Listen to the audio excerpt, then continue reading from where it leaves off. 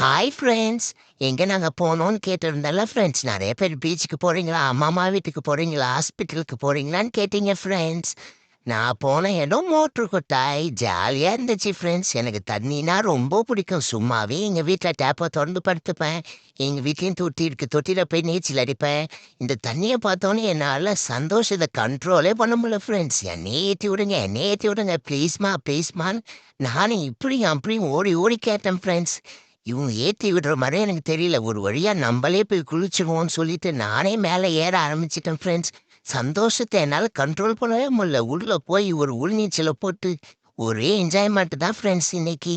நல்லா ஒரு குளியல போட்டுட்டு, அதுக்கப்புறம் ஃபுல்லா தொடச்சு விட்டாங்க ஃப்ரெண்ட்ஸ் எங்க அம்மா.